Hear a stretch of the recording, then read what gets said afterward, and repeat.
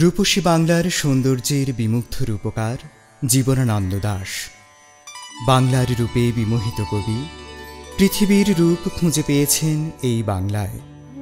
মুগ্ধ হয়েছেন শাশ্বত বাংলার অপার সৌন্দর্যের ঐশ্বর্যে।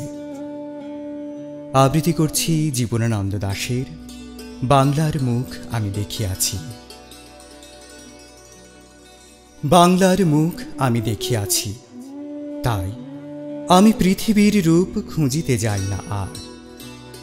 অন্ধকারে জেগে ওঠে ডুমুরের গাছে চেয়ে দেখি, ছাতার মতন বড় পাতাটির নিচে বসে আছে ভোরের দোয়েল পাখি।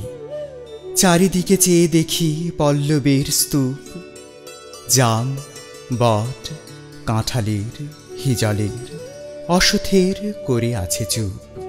ফণি মনসার ঝোপে সটি বনে তাহাদের ছায়া পড়িয়াছে। মধুকর ডিঙা থেকে না জানি সে কবে চাঁদ চম্পার কাছে এমনই হিজল বট তমালের নীল ছায়া বাংলার অপরূপ রূপ দেখেছিল।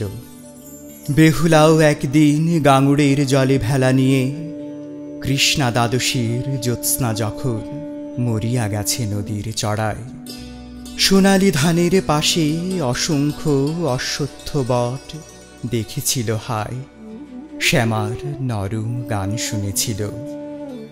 একদিন অমরায় গিয়ে ছিন্ন খঞ্জনার মতো যখন সে নেচেছিল ইন্দ্রের সভায়, বাংলার নদী, মাঠ, ভাটফুল ঘুঙুরের মতো তার কেঁদেছিল পায়।